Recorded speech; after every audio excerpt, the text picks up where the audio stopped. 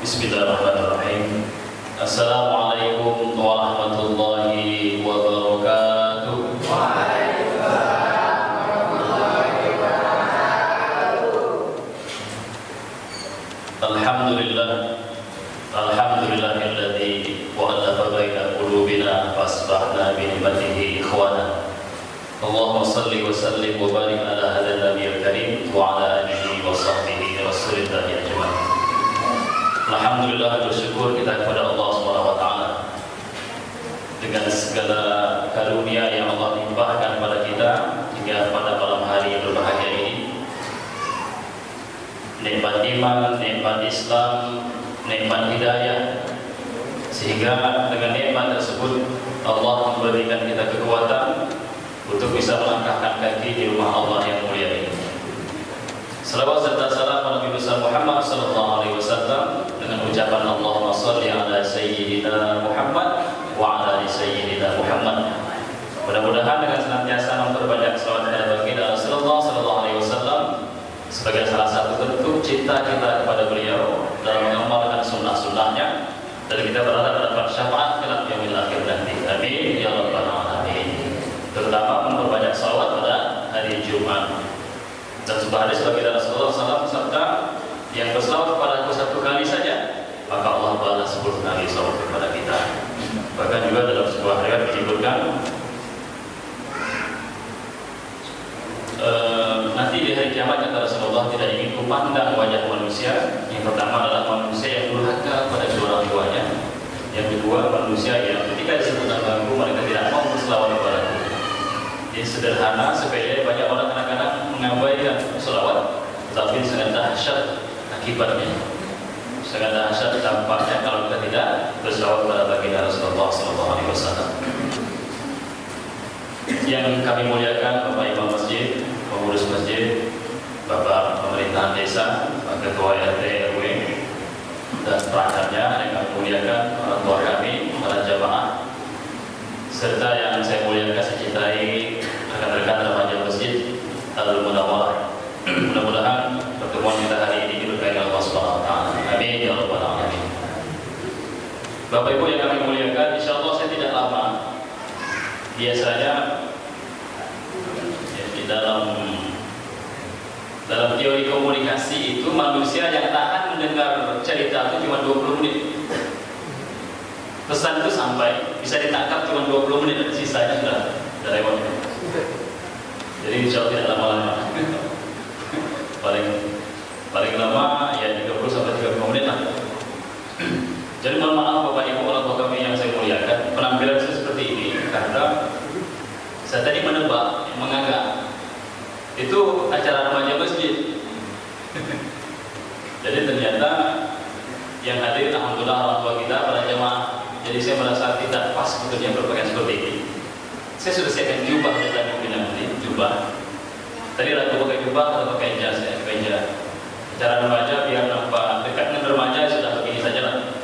Ternyata yang hadir alhamdulillah orang tua kita, jadi mohon maaf orang tua kami kalau memang tidak pas pakaiannya. Maka saya tidak takut jadi imam menjadi kan, tidak merasa tidak sopan. Mungkin sebelum bercerita sedikit tentang remaja masjid. Jadi tujuan ke sini orang tua kami yang saya muliakan, Pak Haji, saya alhamdulillah diamanahkan untuk menjadi ketua Jaringan Pemuda Remaja Masjid Provinsi Pulau Riau, disingkat dengan JPRMI, Jaringan Pemuda dan Remaja Masjid Indonesia, wilayah Provinsi Pulau Riau. Jadi tugas utama itu adalah membentuk remaja bagi masjid yang belum punya remaja.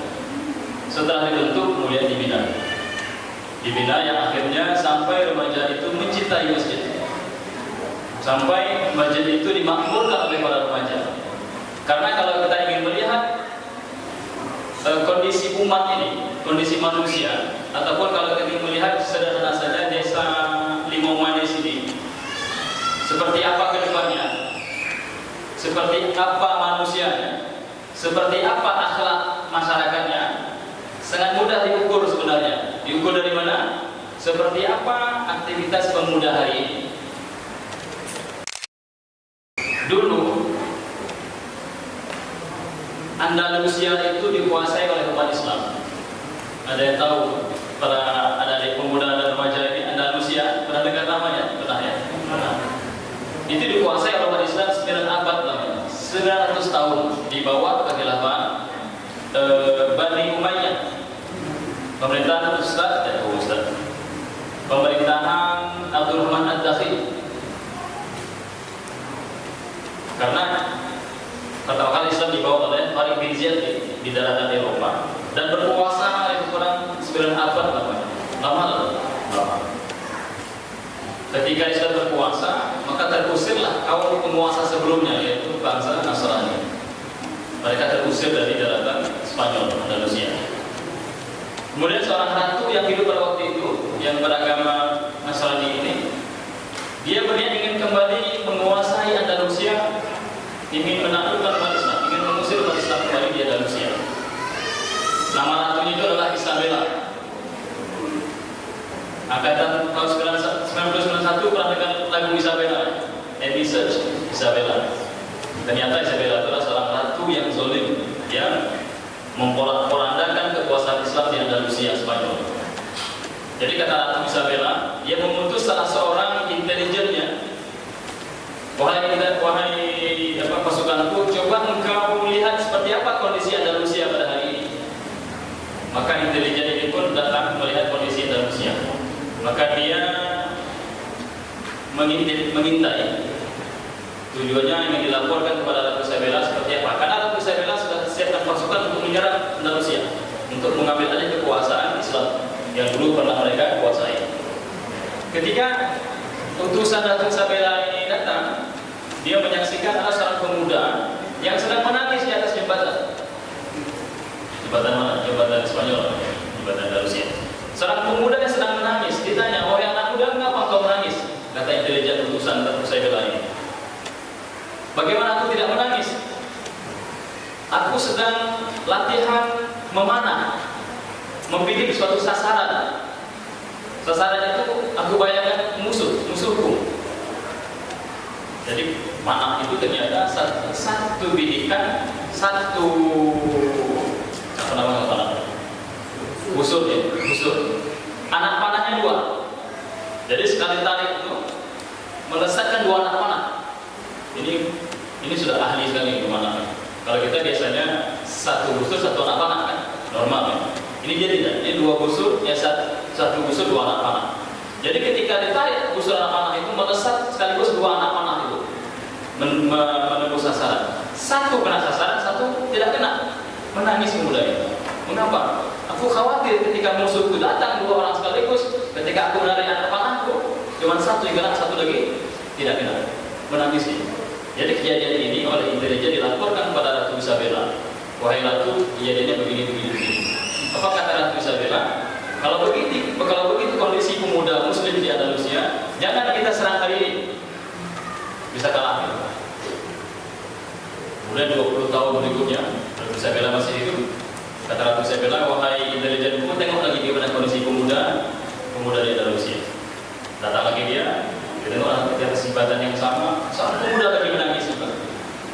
Dia tanya, "Mengapa kau menangis?" "Bagaimana aku tidak menangis? Aku berjanji dengan kasihku di jabatan ini." Dia tidak datang. Padahal sudah janji jam sekian, dengan berpakaian sekian, berpakaian seperti ini, ternyata dia tidak datang. Maka aku menangis. Maka pulang intelijen ini mengadu ke Raja Ratu Isabella. "Wahai Ratu, kondisinya begini. Kata Ratu Isabella, "Kalau begitu kondisinya kita serang sekarang." Diserang Andalusia itu hancur, orang-orang bisa terusir, sampai-sampai dikisahkan dalam sebuah riwayat itu, sampai musuh di depan pintu istana raja nggak tahu sudah di depan. Saking apa itu? Saking terlena, saking tidak pedulinya kondisi umat. Akhirnya apa? Sampai musuh di depan istana pun dia tidak tahu. Akhirnya sampai sekarang Andalusia di bawah kekuasaan Spanyol. Itu kisah. Jadi kalau kita ingin melihat seperti apa kondisi umat 20 tahun akan datang, lihatlah pemuda hari ini. Apakah dia pemuda yang soleh dan soleha? Apakah dia pemuda yang pemudi untuk Allah? Apakah pemuda yang menyibukkan dirinya dengan zikir kepada Allah SWT? Apakah pemuda yang sibuk dengan Al-Quran? Sibuk dengan menuntut ilmu? Atau sibuk dengan HP-nya main game? Atau sibuk dengan status-statusnya?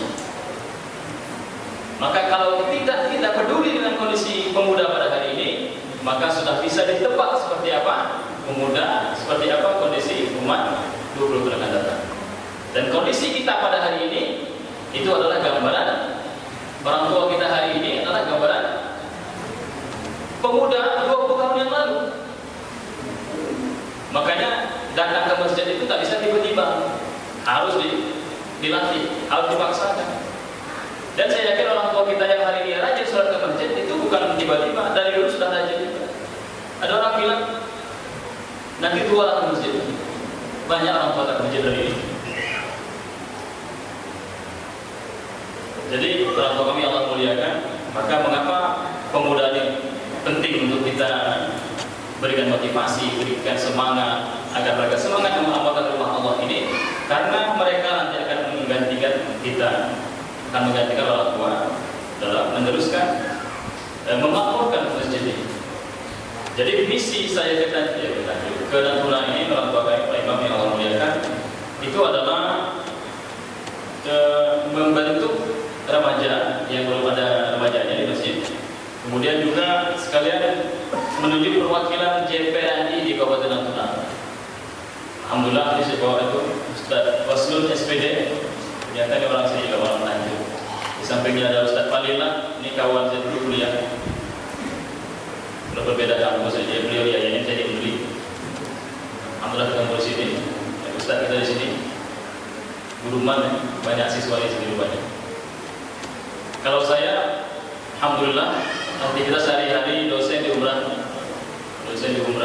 sejak 2010 sampai sekarang. Alhamdulillah sekarang lagi tugas belajar S3 di Bandung di Unpad. Tugas belajar dan cuti, makanya bisa ke sini. Jadi alhamdulillah dapat amanah untuk keliling Pulau Riau membentuk remaja masjid. Dan insya Allah berbagai masjid di Masjid An-Nur di kita. Berhubung hari kami sudah pulang balik ke Pinang, cuma 2 masjid yang bisa. Tadi sudah ada beberapa juga daftar masjid yang ingin coba kita buat. Makanya insya Allah ke depan Ustaz Waslun SPD yang perwakilan kita di Natuna nanti akan melanjutkan ini bagaimana membentuk remaja-remaja masjid yang ada di Natuna ini, sehingga nanti insya Allah memudahkan proses pembinaan sehingga mereka siap atau menjadi insan-insan yang terbaik. Sebelum selanjutnya ini ada pantun. Pulang tinggi kapal bernama berlayar malam hingga ke pagi. Kalau pemuda dan remaja masjid Al-Munawwarah sudah semangat semua, insya Allah Natuna akan diberkahi. Jadi salah satu kunci keberkahan hidup itu adalah kata Allah dalam surah Al-A'raf, "A'udzubillahi minasyaitonir rajim. Walau anna ahlal qura amanu wattaqaw lafatahna 'alaihim barakatin minas sama'i wal ardh. Walakin kadzabu fa akhadnahum bima kanu yaktubun." Kalau sekiranya penduduk negeri itu beriman dan bertakwa kepada Allah Subhanahu wa taala, maka Allah akan turunkan berkah bagi negeri itu. Tapi barang siapa yang bermaksiat kepada Allah, maka Allah akan azab mereka. Jadi sekiranya penduduk negeri ini beriman dan bertakwa kepada Allah Subhanahu wa taala, berkah itu datang. Berkah dalam berbagai hal. Berkah umurnya, berkah rezekinya, berkah pekerjaannya, berkah ilmunya, berkah rumah tangganya, berkah hidupnya. Berkah itu apa? Berkah itu kata para ulama bermanfaat dan bertambah. Berkah hartanya sedikit tapi manfaatnya panjang, manfaatnya banyak. Berkah jabatannya, ketika dia menjabat, kemanfaatannya banyak didapatkan dan banyak diberikan. Berkah rumah tangganya, dari rumah tangga itu melahirkan kebaikan-kebaikan bagi orang lain. Dan berkah umurnya, selalu memberikan manfaat bagi orang lain. Berkah, mengapa? Karena takwa kepada Allah Subhanahu wa taala. Maka karena itu pemuda remaja itu dia harus kuat. Masa sabda Rasulullah SAW hadis Imam Muslim, al-mu'minul qawiyyu khairun ahabba ila Allah minal mu'min dhaif. Mukmin yang kuat itu lebih Allah cintai daripada mukmin yang lemah.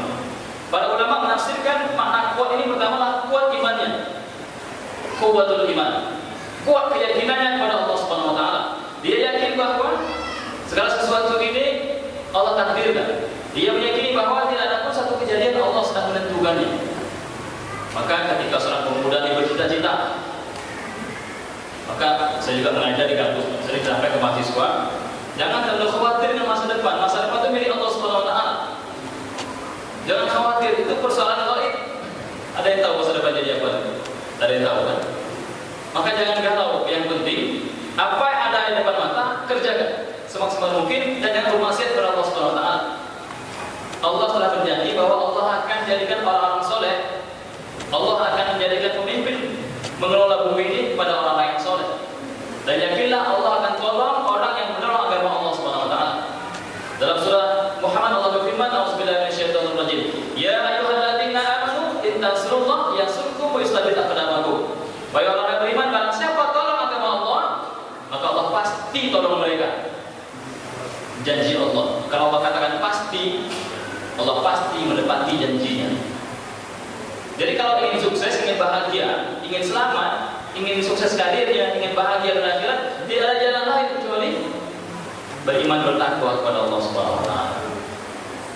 Maka kekuatan iman, kekuatan keyakinan, rezeki dari Allah.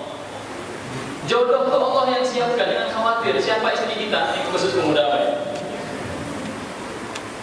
Sudah tertulis di atas itu di kitab Allah, Lauhul Mahfuz. Jangan khawatir ini, karena saya sampaikan ke mahasiswa ini mau kuliah mau nikah. Ini di kuliah udah kepacaran, fokus kuliah, jangan bermaksiat. Allah jamin masa depannya. Pemuda remaja itu juga, kenapa perlu kita soleh dari sekarang? Banyak jaminan Allah.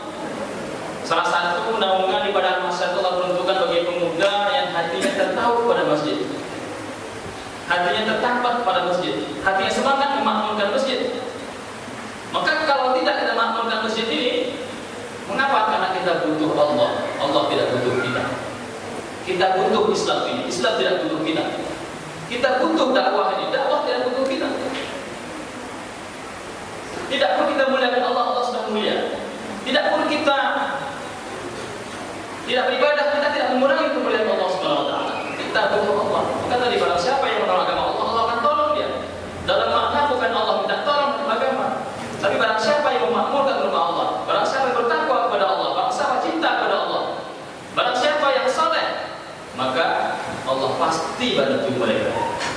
Dalam surah lain Allah sampaikan, "Wa may yattaqillaha yaj'al lahu makhraja wa yarzuqhu min haitsu la yahtasib." Barang siapa yang bertakwa kepada Allah, Allah akan berikan jalan keluar yang terbaik baginya. Jadi kalau galau itu bukan menunggu di pinggir pantai, jawabannya. Kalau galau, ibu tahu galau. Kalau stres, kalau rusing, kalau lagi macam-macam berserabut pikiran itu, kemana larinya? Ala bidzikrillah tatma'innul qulub. Sesungguhnya dengan mengingat Allah hati itu akan jadi tenang. Baca Quran, berselawat banyak-banyak. Berselawat menenangkan hati. Berselawat banyak-banyak itu menghilangkan real itu sakit hati pada saudara kita. Bapak Ibu, kalau ada sakit hati dengan seseorang, banyak selawat, insya Allah hilang. Banyak istighfar, insya Allah hilang. Baca Quran, memang berat di halaman pertama, insya Allah halaman kedua kita akan menemukan kenikmatan dan keindahan dalam baca Quran. Apalagi dibaca dengan tajwidnya, apalagi kita sedikit pahami lihat terjemahan sebelahnya.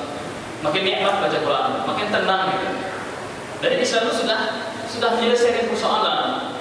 Kenapa orang hari ini banyak yang galau, banyak yang hilang? Karena mereka tidak mencari agama sebagai solusinya.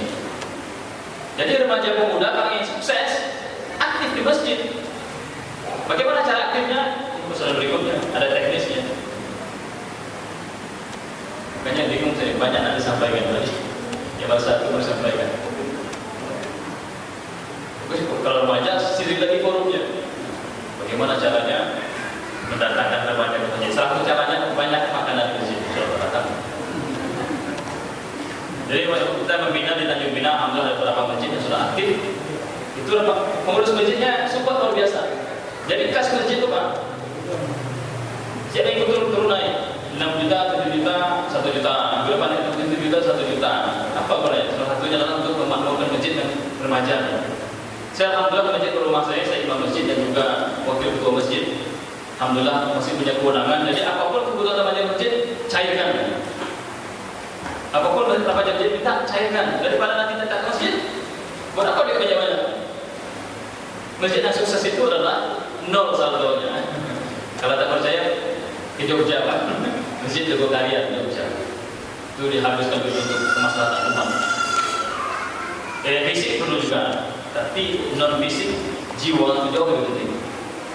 Masjid Mekah penghuni ada, Masjid Mekah penghuni ramai, alhamdulillah. Jadi masjid di Tanjung Pinang itu satu masjid sebagai percontohan kita. Setiap kegiatan remaja masjid konsumsinya besar-besar, makan berat, suplemen remajanya banyak, jadi selalu ramai kegiatannya. Kemudian juga cara menarik remaja masjid itu juga apapun yang Anda butuhkan ada di masjid. Kenapa remaja masjid lebih suka ke tepi laut, lebih suka ke warnet daripada masjid? Karena di situ lebih menarik daripada masjid. Ada masjid di Bandung, di Salman ITB Bandung. Anda ingin ngopi, datang ke masjid. Gitu. Kedai kopi jadi kosong. Gitu. Jadi setiap ada pemandangan habis ngopi, sholat pagi sambil sholat. Walaupun dari awal-awal tak mau sholat, tapi karena azan sering dengar, alhamdulillah hidayah juga. Sekeras-keras hati tadi itu terkikis juga dengan azan itu. Nampak orang mewah-mewah sholat, malu sholat kan ngopi juga. Karena ngopi gratis masjid siapkan. Dan gratis, kopi gratis. Ada lagi masjid, mau tidur masjid silakan, disiapkan buat tidurnya. Alhamdulillah, tapi jangan sejadah, Pak. Nanti jatuh sesuatu yang tak inginkan ya. Nah, dia sudah apa. Jadi ini contoh cara merekrut, cara menarik remaja masjid gitu ya. Jadi alhamdulillah remaja diramai. Dan kalau ceramah tak banyak, beda-beda tak suka remaja. Ceramah kita 10 menit saja, semangat ya awal. Walaupun nambah 5 menit, nambah 5 menit lagi, nambah 5 menit sebagainya. Itu pertama, kuwatul iman, kekuatan iman. Yang kedua adalah kuwatul amal. Jadi kalau yang sukses, kuat beramal, kuat dalam ibadah, kuat dalam baca Qurannya, kuat dalam zikirnya, kuat dalam sholatnya. Masa sholat tarawih tak kuat ya? Cepat kali bubarnya. Baca Quran pun tak kuat, tak sanggup saja seharinya. Zikir pun tak sanggup, tapi menyanyi bisa banyak, hafal lagu ya. Pegang HP bisa berjam-jam daripada pegang Quran. Maka kalau kita ingin sukses, kuwatul amal, kuat dalam beramal. Masjid ini, kalau tak kuat imannya, tak sanggup masjid ini. Banyak orang rumah dekat masjid, belum tentu bisa ke masjid. Ada orang jauh dari masjid, bisa ke masjid. Karena tadi, kuatan iman, akhirnya apa? Kuat dalam beramal. Dan yang ketiga adalah kuwatul fikri, kuwatul fikrah, kuat dalam berpikir. Jadi pemuda itu harus luas wawasannya. Saya alhamdulillah banyak tidak pernah pesantren. Dan saya kuliah S1 itu ilmu politik jurusan. S2 juga ilmu politik. S3 ilmu pemerintahan. Dan alhamdulillah diamanahkan untuk mengelola remaja masjid. Mengapa saya meyakini bahwa dalam surah Al-Imran Allah firman, "Walakin kunu rabbaniyina tu'allimuna al-kitab wa ma kuntum tadrusun." Hendaklah kamu menjadi manusia rabbani. Buya Hamka menafsirkan makna rabbani ini manusia yang mengesahkan Allah, manusia yang menghambakan Allah, manusia yang menghabiskan hidup karena Allah Subhanahu wa taala. Dan ulama lain menafsirkan bahwa rabbani itu lingkaran pertamanya ilmu agama, baru ilmu yang lain. Jadi boleh kita ahli matematika, boleh kita ahli apapun boleh. Tapi yang paling penting adalah bagaimana ilmu agama dipahami itu secara tuntas. Baru bisa yang lain. Siapa tidak kenal dengan Al-Khawarizmi, siapa yang kenal dengan Al-Jabar, siapa kenal dengan Ibnu Sina, siapa kenal Ibnu Rushd, siapa kenal Ibnu Khaldun, Al-Farabi, Al-Mawardi, ilmuwan muslim yang keilmuannya bukan ilmuwan agama. Ahli perbintangan, ahli matematika, ahli fisika, ahli politik, ahli sosiologi. Tapi mereka sebelum mengkaji ilmu-ilmu tadi itu, mereka sudah hafal Quran duluan. Mereka sudah mengerti fikih duluan, sudah memahami hadis duluan. Maka ketika ketemu ilmu itu menjadi orang yang fakih, yang paham luar biasa ilmunya. Mengapa tadi walakin kunu rabbaniyina? Orang sampai balik, mengapa tak jurusan ini, saya jurusan ini? Agama menjadi yang berikutnya. Maka lahirlah pemimpin-pemimpin yang jauh dari Allah SWT, jauh menemukan ahli-ahli teknokrat yang jauh dari Allah, anggota dewan yang jauh dari Allah. pemuda-pemuda yang jauh dari masjid. Maka yang pertama itu adalah, makanya masjid adalah salah satu dari fungsi masjid, bagaimana menjadikan masjid sebagai pusat peradaban, ilmu pengetahuan, pusat ilmu. Maka insya Allah remaja masjid ke depan tak cukup hanya terbentuk remaja, tapi bagaimana akan ada pembinaan yang sifatnya berkelanjutan. Karena orang yang tergerak di masjid itu karena imannya bagus, karena ruhiyahnya bagus, ibadahnya bagus, baru bisa tergerak di masjid.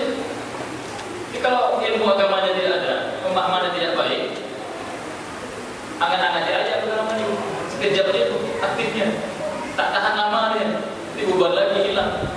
Maka tak cukup kita dengan kegiatan-kegiatan yang sifatnya formalitas, tapi yang paling penting adalah pembinaan rutin. Paling tidak seminggu sekali pengajiannya, khusus remaja. Bahas tentang akidahnya, bahas tentang Al-Qur'annya, tentang hadisnya, tentang ilmu-ilmu agama. Insya Allah nanti mudah-mudahan jaga kita jembinannya secara pastur dan juga bisa fadilah nanti pembinaannya. Insya Allah kita bisa membackup ini. Mudah-mudahan akan hadirlah nanti. Kita tak perlu jauh-jauh mencari muazzin kita yang paham agamanya, imam kita yang paham agama. Jadi imam tak cukup bisa baca Quran rajin, harus paham fikih-fikih sholatnya, harus ngerti fikih sholat berjamaah. Muazzin itu juga tak cukup hanya modal suara saja, harus ngerti fikih azannya dan sebagainya. Belum lagi nanti penyelenggaraan fardu kifayah, surat jenazah, mengkafan jenazah dan sebagainya. Sudah ada pemuda kita yang berani? Belum ada. Insya Allah orang tua kita yang sekarang kan tak mungkin selamanya dia. Ada batas waktunya, uzur dan sebagainya. Siapa lagi yang diluruskan itu? Kan tugas remaja masjid. Walaupun fardu kifayah ini cukup orang lain yang menyelesaikan sudah gugur kewajiban. Jangan jadi orang lain, tunjuklah kita. Alhamdulillah kami tanya bilang lagi marah ini, bukan lagi marah, ya. Lagi sibuk membuat pelatihan, surat jenazah, mengkafankan jenazah, memberikan jenazah bagi remaja-remaja. Paling tidak orang tua dia meninggal dia langsung menangani, mengkafankan, memandikan dan menyolatkan. Paling tidak begitu. Maka semuanya dari remaja.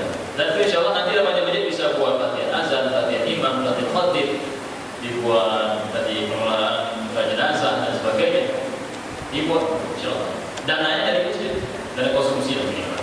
Dan orang yang bisa bahwa gaji ya. Insya Allah ayat ini gratis kan.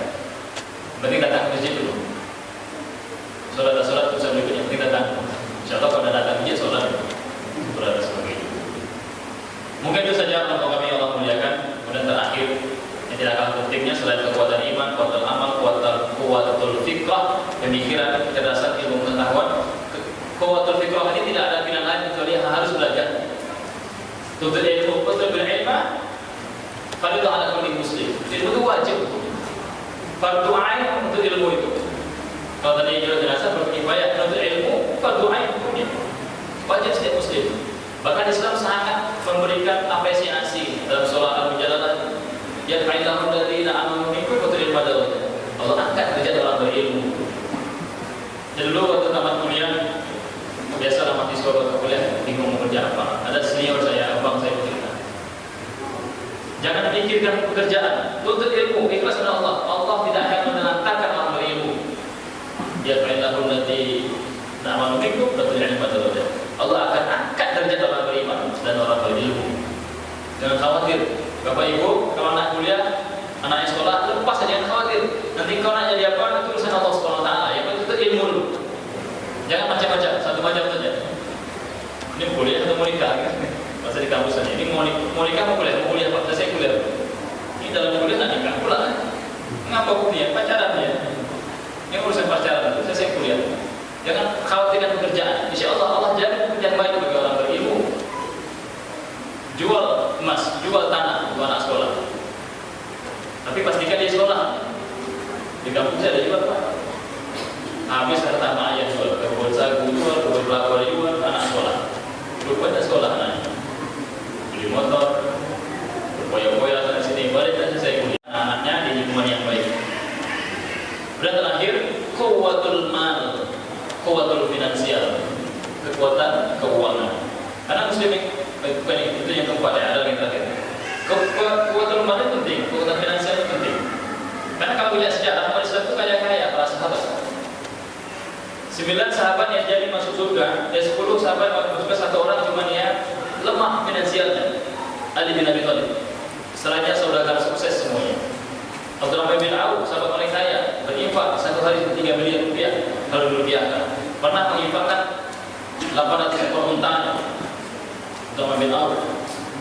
Umar bin Khattab, Abu Bakar, Utsman bin Affan, kaya semuanya. Dari muslim harus kaya, pemuda harus kaya. Berbisnis dari sekarang, jual apa bisa dijual. Jangan jual tanah. Mulai jiwa entrepreneurship itu, berbisnis itu. Biar kaya, muslim itu kaya. Mengapa kalau kaya, insya Allah dalam masjid tak pakai honor, kita yang ngasih masjid itu. Kalau kaya, sekarang kan saya tidak tahu ya ini. Sekarang mubalik itu sudah menjadi profesi. Memang sebenarnya boleh kita memberi kafalah, memberi upah kepada guru ngaji. Kata Imam Syafi'i, yang paling layak upah itu adalah guru ngaji. Tapi guru ngaji nggak minta upah. Yang paling layak digaji daripada profesi-profesi yang ada di muka bumi ini, kata Imam Syafi'i, guru ngaji lah yang paling layak digaji. Imam masjid lah yang paling layak digaji. Bilal masjid yang paling layak digaji. Karena mengajarkan ilmu akhirat. Ini suruh ikhlas beramal dulu ya. Sekalilah ya. Moto Kementerian Agama, ikhlas beramal. Akhirnya mubalik jadi amplop. Tapi kalau mubaliknya sudah kuat finansialnya, insya Allah. Makanya sekarang pemuda kuat finansialnya. Jadi dia menjadi umat yang kuat. Yang terakhir adalah kuwatul jasadiyah, kuwatul jism, kuat fisiknya. Jadi Islam itu harus kuat fisik. Kalau tak kuat fisik mana sanggup tahajud sudah terkenal. Kalau tak kuat fisik mana sanggup puasa. Kalau tak kuat fisik mana sanggup baca Quran lama. Tapi di Ramadan ini harus banyak sholat malamnya. Man qama Ramadan imanan wa ihtisaban. Beberapa kata dalam minta dan Rasulullah, barang siapa yang sholat pada malam hari, qiyamul lail, man qama Ramadan dan penuh perhitungan, maka Allah ampuni dosa-dosa yang telah lalu. Jadi kalau tidak kuat fisiknya tidak akan mampu sholat. Kata kuat fisiknya tidak akan mampu berpuasa. Akan kuat fisik tidak akan mampu berperang. Ali bin Abi Thalib itu diceritakan fisiknya gemuk, tetapi mampu melompat tembok Khaybar yang tingginya 5-4 meter. Kekuatan fisik Ali bin Abi Thalib. Berjalan kaki para sahabat dalam perang berminggu-minggu, dalam perang pasir yang tandus. Seperti apa kuat fisiknya? Maka umat Islam dengan lemah, mulai sedikit harus kuat fisiknya. Caranya gimana? Pola makan teratur, olahraga teratur. Jangan banyak makan, jangan banyak makan nasi, banyak makan ubi, jangan banyak makan berlemak, jangan terlalu banyak makan intinya. Sedang-sedang saja dan seimbang olahraga. Perlu perhatikan karena Islam itu agama yang syamil, kamil, agama yang menyeluruh, agama yang mengatur semua aspek kehidupan. Sampai makan pun Islam mengatur polanya, tidur pun diatur polanya, olahraga pun diatur. Biar apa? Biar kuatul jism. Jadi pertama kuatul iman, yang kedua kuatul amal, yang ketiga kuatul fiqh, wawasan keilmuan, yang keempat kuatul mal, kuatan finansial, yang kelima adalah kuatul jism, jasad, fisik harus kuat. Mungkin itu saja Bapak Ibu yang Allah muliakan, insyaallah mudah-mudahan juga sebagai pesan terakhir untuk Ramadan ini, mudah-mudahan Ramadan yang kita lalui nanti kemudian Allah sampai ke umur kita, Allah baligh dalam Ramadan, Allah sampai ke Ramadan, dan Ramadan ini juga harus kita persiapkan. Karena kalau tidak nanti sama Ramadan sebelumnya. Sedangkan remaja masjid saja menyiapkan acara hari ini ada persiapan? Ada, kan cuma tak ada persiapan. Mungkin siapa MC-nya, siapa tilawahnya, siapa sambutannya, mungkin bingung. Apalagi Ramadan harus ada persiapan. Apa persiapan? Merencanakan Ramadan. Contoh Ramadan kali ini rencana baca Qurannya berapa juz, target tilawahnya. Rencana berinfaknya berapa ribu. Rencana tahajudnya berapa rakaat. Ada target-targetnya. Kira-kira harus lebih bagus baca Qurannya. Maka tingkatan baca Quran itu yang pertama qiraah. Qiraah biasa kita baca saja. Tak tahu artinya, baca saja kan. Itu qiraah. Level berikutnya adalah tilawah. Selain membaca, tadabburinya. Baca, tadabbur. Tadi, wa may taqillaha ja'ala lahu makhraja wa jisman haitsu la yahtasib. tafsirnya, apa terjemahannya, apa maknanya, itu tilawah. Berikutnya adalah tahfiz, menghafal. Jadi kita sudah level mana nih? Kita sudah qiraah tilawah atau tahfiz. Berusaha sekuat tenaga qiraah insyaallah, usahakan juga tilawah. Mungkin satu hari satu ayat jadilah. Satu Ramadan pertama satu ayat, Ramadan kedua satu ayat. Jadi ayat khusus untuk kita tadabburi, biar kita semakin dekat dengan ciptaan Al-Qur'an. Dan coba juga menghafal. Target Ramadan ini hafal satu surah jadilah, surah apa? Al-Ikhlas. Surah apa kira-kira? Surah. Saya insyaallah mentargetkan diri. Saya itu dulu pernah hafal surah Sajadah tadi. Cuma saja di murojaah lupa ingat. Saya merasa bagi tahun ini saya harus Ramadan ini memfasihkan kembali Hamim Sajadah itu. Target pribadi. Hasil gitu juga. Apa namanya tilawah juga surah apa yang harus ditargetkan insyaallah. Persiapan itu juga. Tahun ini saya harus memberikan 30 tetangga berbuka puasa. Siapkan apa menunya gitu. Ditargetkan, direncanakan. Insyaallah biar berkah Ramadan, biar bermakna Ramadannya. Sampai nanti dapat la'allakum tattaqun. Karena kalau tidak sama dengan Ramadan sebelumnya. Ramadan berakhir kita gitu juga. Ramadan depan gitu juga. Tak ada perubahan. Maka harus dipersiapkan dan direncanakan. Dimusyawarahkan remaja, siapkan apa kegiatan remaja masjid tahun ini. Mungkin kita di rumah tangga siapkan bagaimana strateginya agar anak-anak bisa semuanya. Biar puasa bisa maksimal. Jangan sibuk buat kue, sibuk boleh buat kue. Jangan gara-gara buat kue mengalahkan ibadah kepada Allah Subhanahu Wa Taala. Di setting. Kalau gitu buat kue sebelum puasa. Kalau kamu tanya pinang atau sebelum buat kue, ditunjuknya. Yang mana sehari sebelum puasa, dalam hari raya bagi puasa beli kue semua, bisa buat kue.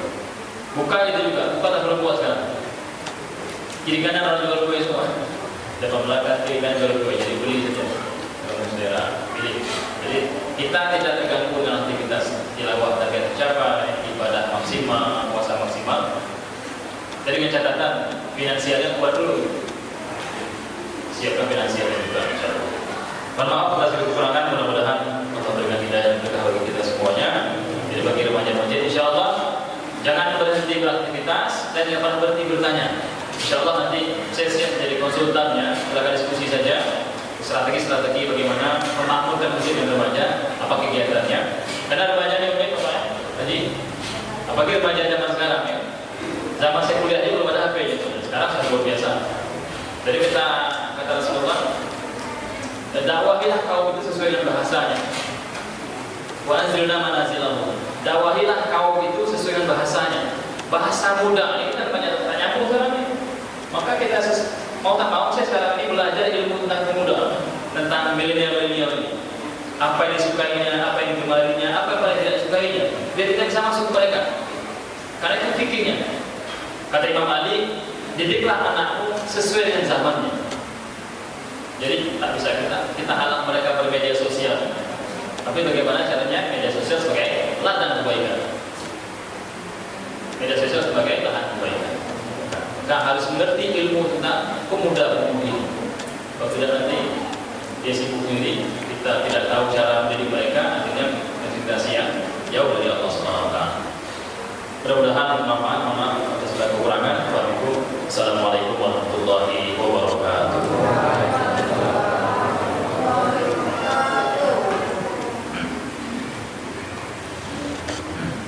Mari kita mohon kepada Allah Subhanahu Wa Taala, karena kita tidak mampu dan tidak sanggup sebetulnya izin Allah Subhanahu Wa Taala. Allah kuatkan kita, Allah sabarkan kita, Allah ikhlaskan kita, Allah istiqomahkan kita. Insyaallah hidayah kepada kita semuanya. Astagfirullahaladzim, astagfirullahaladzim, astagfirullahaladzim. Al-Fatihah. A'udzubillahi minasyaitonir rajim. Bismillahirrahmanirrahim. Alhamdulillahirabbil alamin. Arrahmanir rahim. Maliki yaumiddin. Iyyaka na'budu wa iyyaka nasta'in. Ihdinas siratal mustaqim. Siratal ladzina an'amta 'alaihim ghairil maghdubi 'alaihim. A'udzu billahi minasyaitonir rajim. Bismillahirrahmanirrahim. Alhamdulillahi rabbil alamin. Hamdan syakirin, hamdan na'imin, hamdan yafi'i wa yukafi'u mazidah. Ya Rabbana lakal hamdu kama yanbaghi li jalali wajhikal karim wa 'azimi sultanik. Allahumma shalli ala sayyidina Muhammad wa ala ali sayyidina Muhammad. Allahumma ighfir lana dhunubana wa liwalidina warhamhuma kama rabbawna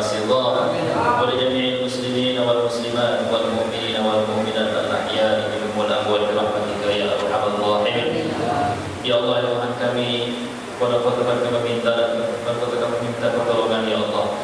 Ampun dosa-dosa kami ya Allah, dosa-dosa orang tua kami ya Allah, dosa-dosa guru-guru kami ya Allah, dosa-dosa orang yang pernah memberikan kebaikan kepada kami ya Allah, dan dosa-dosa orang yang tidak menyukai kami ya Allah. Ya Allah Tuhan kami, tunjukkanlah kami hidayah yang lurus ya Allah, jalan yang kau ridhoi ya Allah. Ya Allah Tuhan kami, beri hidayah kepada kami, hidayah kepada kedua orang tua kami, hidayah kepada keluarga besar kami ya Allah, hidayah kepada masyarakat kami ya Allah, agar taat dan beriman kepada-Mu ya Allah, agar tergerak hati mereka untuk memakmurkan masjid ini ya Allah. Ya Allah Tuhan kami, biar upaya bagi kami tambah bantuan Engkau ya Allah. Ya Allah, istiqamahkanlah kami ya Allah, sabarkanlah kami ya Allah, ikhlaskan